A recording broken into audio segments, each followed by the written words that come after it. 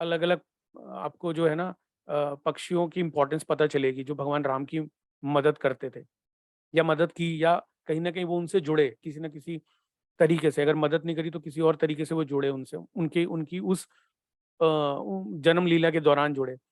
तो उसमें रामायण में कौन कौन आते हैं उनकी लाइफ में?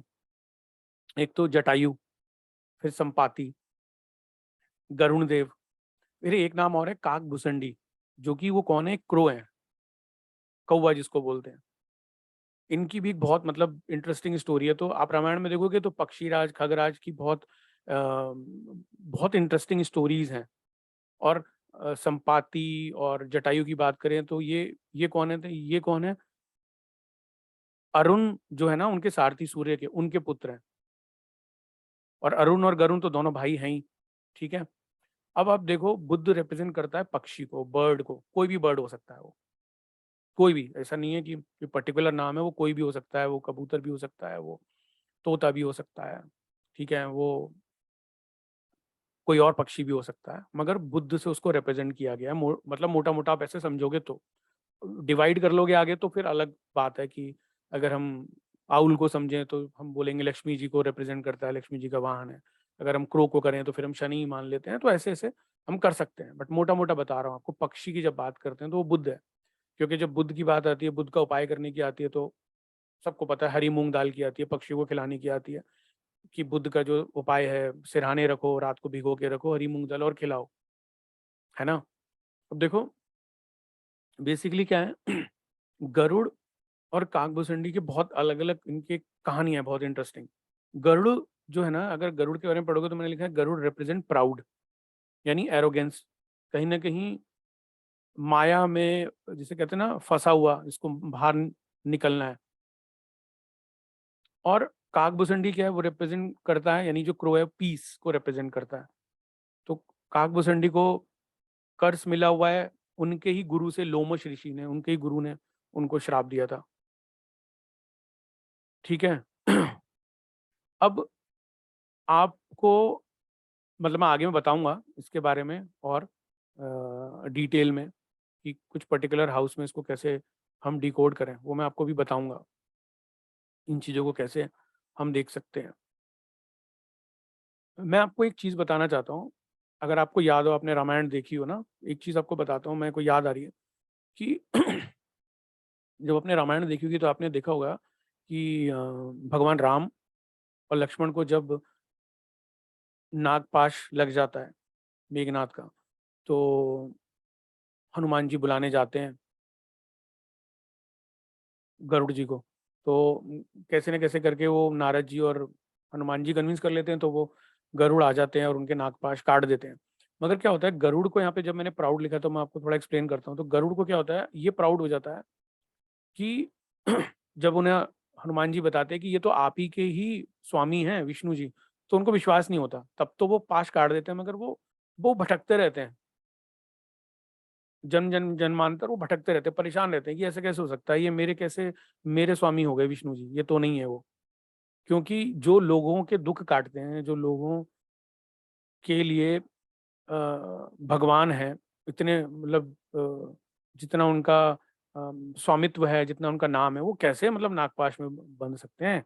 और ये तो कुछ उनको लगता है कि मतलब अजीबोगरीब घटना लगती है, वो विश्वास ही नहीं मानते। तो एक बार वो नारद जी से मिलने जाते हैं और वो पूछते हैं कि आप मुझे मेरी शंका का समाधान करो कि जिनके मैं नागपाश काटने गया था, क्या वो मेरे ही स्वामी हैं विष्णु जी? तो वो कहते हैं, वो उनको उन पे थोड़ी दया करते हैं नारद जी, वो बोलते हैं कि खगराज की मैं समझ सकता हूँ तुम कैसे माया में फंसे हो, और इसमें ये जो माया है भगवान की ही रची हुई है, और इसका समाधान के लिए बेस्ट होगा आप भगवान शिव से मिलने जाओ। तो वो गरुड़ जी है ना, वो मिलने चले जाते हैं शंकर जी से। तो भगवान शिव भी यही बोलते हैं कि खगराज तुमको ये कैसे डाउट हो गया कि मतलब वो तुम्हारे स्वामी नहीं है, तुमको डाउट क्यों हो रहा है, तुम तो माया में फंसे हो, और तुमको जो है ना भगवान राम की स्तुति करते रहना चाहिए, उनके पाठ करना चाहिए। मतलब भगवान राम के बारे में जितनी आप उनकी जिनके उनके बारे में पढ़ोगे, उनके उनके बारे में उनका नाम लोगे तो तुम्हारी शंका दूर हो जाएगी। तो वो कहते हैं चलो एक काम करो तुम एक काम करो, तुम काक-भुसंडी से मिलने जाओ, शायद वो तुम्हारी शंका दूर कर सकते हैं। तो ये काक-भुसंडी के पास आ जाते हैं, बीच वाला जो आप फ़ोटो देख रहे हो। तो ये मिलने जाते हैं और काक-भुसंडी जी से पूछते हैं कि मेरे आप शंका का समाधान करो।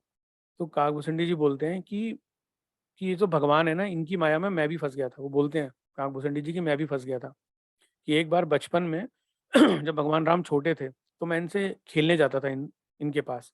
तो एक बार क्या हुआ, मैंने इनको छेड़ने के लिए जो हाथ में रोटी खा रहे थे ना, वो मैंने इनसे छीन ली और मैं उड़ चला।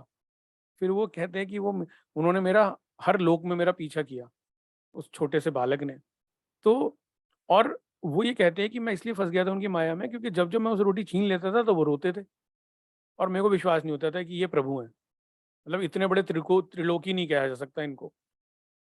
और वो कहते थे कि कहीं न कहीं मुझे भी ये वहम और हो गया, मुझे मेरे पे भी माया मेरे दिलो-दिमाग पे आ गई कि यार ये भगवान नहीं हो सकते।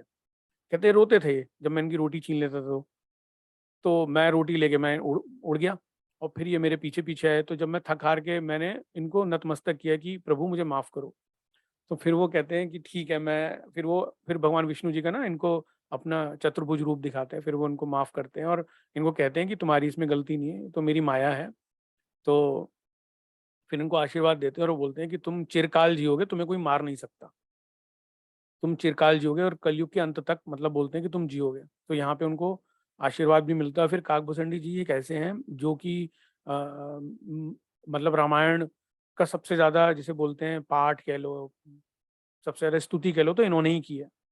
तो मैं इसलिए बता रहा हूँ, जब आप किसी भी प्लैनेट को डिकोड करो, तो इन चीज़ों का आप ध्यान रखोगे ना, तो आपको समझ में आएगा कि पर्टिकुलर खाना नंबर में कोई घर में कोई प्लैनेट एक्सॉल्टेड है तो क्यों है, डेबिलेटेड है तो क्यों है, क्या डेबिलेशन हो रहा है वहाँ पे, नीच का है तो किस ग्रह का क्या उपाय किया जा सकता है, उच्च का है तो क्या वो वाक़ई में उच्च का है। तो इनसे हमें वो मदद मिलती है, इन पौराणिक कहानियों कहानियों से हमको, ठीक है?